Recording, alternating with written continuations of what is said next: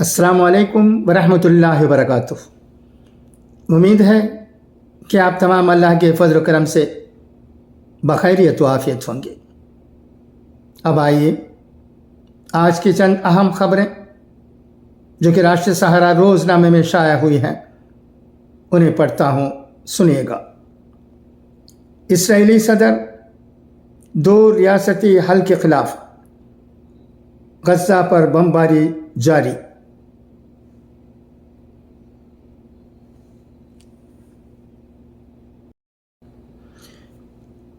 ये 180 फ़लस्तीनी शहीद। अमेरिकी कौमी सलामती मुशीर और इसराइली इंटेलिजेंस चीफ की मीटिंग। इसराइली फ़ौजियों ने फ़लस्तीनी शहरियों को मस्जिद अक़सा में जुमे की नमाज की अदायगी से रोका।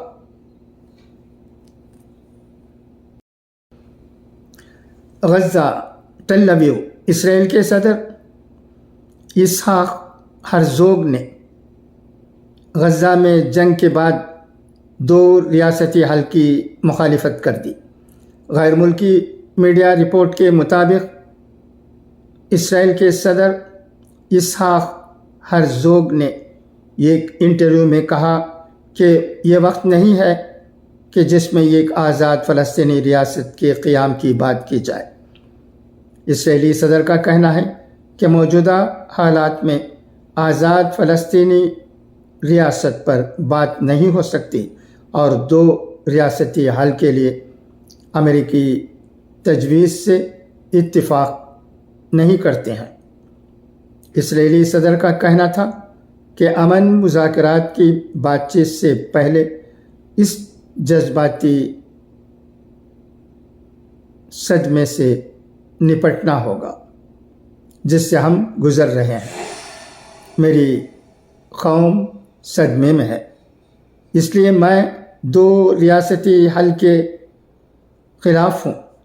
दूसरी जानिब इसराइली वज़ीर दफ़ा ने कहा कि हमास के साथ जंग कई माह तक जारी रहेगी।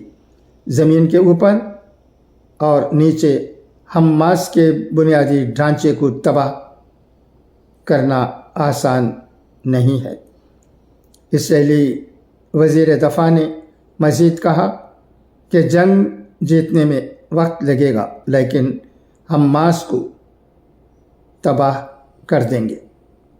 ख्याल रहे कि बुध को वाइट हाउस में अपनी इंतखाबी मुहिम के लिए चंदा जमा करने की एक तकरीब में अमेरिकी सदर ने कहा था कि बेंजामिन याहू को समझना होगा कि आलमी दबाव के बाद मुस्तक़बिल में फ़लस्तीनी रियासत के क़याम से इनकार नहीं कर सकते, क्योंकि ये बहुत मुश्किल होगा। Chief justice of India D.Y. Chandrachud ने उत्तर प्रदेश के एक खातून जज के यूथनेशिया रज़ाकाराना मौत से मुताल्लिक़ वायरल ख़त पर इलाहाबाद हाई कोर्ट से रिपोर्ट तलब की है। ज़राए के मुताबिक देर रात चीफ जस्टिस ने सुप्रीम कोर्ट के सेक्रेटरी जनरल को इलाहाबाद हाई कोर्ट इंतज़ामिया से रिपोर्ट तलब करने का हुक्म दिया। सेक्रेटरी जनरल ने इलाहाबाद हाई कोर्ट के रजिस्ट्रार जनरल को ख़त लिखकर खातून जज की तरफ से दी गई तमाम शिकायत के बारे में जानकारी मांगी है। इसके साथ उन्होंने दाखिली शिकायत कमेटी के सामने पेश शिकायत पर कार्रवाई की सूरत हाल के बारे में भी पूछा है। यह कदम सोशल मीडिया पर उस ख़त के वायरल होने के बाद उठाया गया।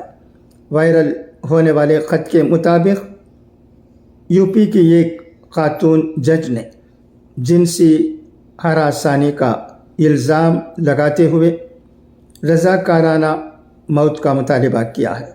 वायरल होने वाले ये ख़त में باندہ ضلع میں تعینات ایک خاتون جج نے دعویٰ کیا ہے کہ ان کی پوسٹنگ کے دوران ڈسٹرکٹ جج اور ان کے قریبی رشتہ داروں کی جانب سے انہیں ذہنی اور جسمانی طور پر ہراساں کیا گیا۔ باندہ میں تعینات خاتون جج نے اپنے خط میں کہا کہ اس نے اس معاملے کی شکایت الہ آباد ہائی کورٹ کے چیف جسٹس اور دیگر متعلقہ حکام سے کی، لیکن کسی نے ایک بار بھی ان سے نہیں پوچھا کہ کیا ہوا ہے۔ اس کی شکایت کے بعد بھی کوئی کارروائی نہ ہونے پر مایوسی کا اظہار کرتے ہوئے خاتون جج نے یہ خط لکھا جس میں موت کا مطالبہ کیا گیا۔ نئی دہلی، پارلیمنٹ کی سیکورٹی میں چوک معاملے پر اجلاس کے 10ویں دن دسمبر 15 کو دونوں ایوانوں میں کام کاج ٹھپ رہا۔ لوک سبھا اور راجیہ سبھا میں اپوزیشن جماعتوں نے مسلسل دوسرے دن ہنگامہ کیا۔ اپوزیشن نے ایوان میں وزیر داخلہ امت شاہ کے بیان اور استعفیٰ کا مطالبہ کیا۔ دونوں ایوانوں کی کارروائی صبح 11 بجے شروع ہوئی۔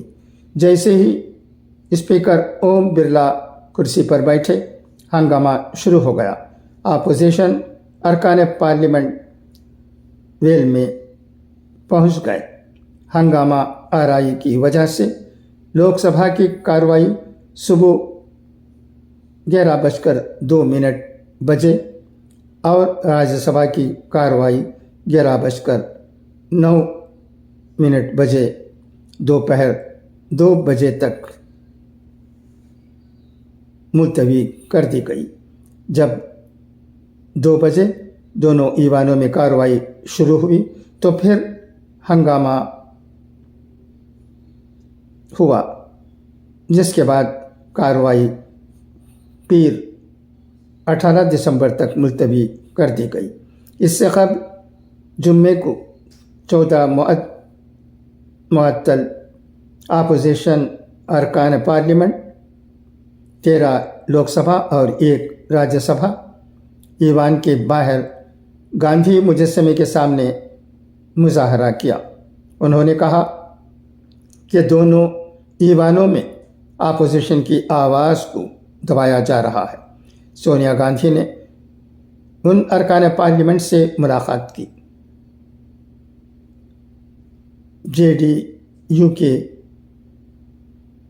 سنگھ نے 14 دسمبر کو کہا تھا کہ اگر پارلیمنٹ میں داخل ہونے والے مسلمان ہوتے تو یہ لوگ یعنی بی جے پی ملک اور دنیا میں ایک طوفان کھڑا کر دیتے۔ اسی کے نام پر یہ لوگ ملک میں ہنگامہ کر دیتے۔ اگر کانگریس ممبر پارلیمنٹ کی سفارش پر آنے والے مہمانوں نے ایسا کیا ہوتا تو ہم دیکھتے کہ ان کا رویہ کیا ہوتا۔ کنیموژی ڈی ایم کے نے کہا کہ بی جے پی بار بار کہہ رہی ہے کہ صرف وہی ملک کی حفاظت کر سکتے ہیں، لیکن وہ پارلیمنٹ کی بھی حفاظت نہیں کر پا رہے ہیں۔ وزیر اعظم وہاں اندر ہو سکتے تھے، پارلیمنٹ میں اپنے ہی وزیر اعظم کی حفاظت نہیں کر سکے، اور پھر کہہ رہے ہیں کہ ہم اس معاملے پر سیاست کر رہے ہیں۔ جو کچھ بھی ہوا اس کے لیے ذمہ دار حکومت کو ٹھہرایا جانا چاہیے۔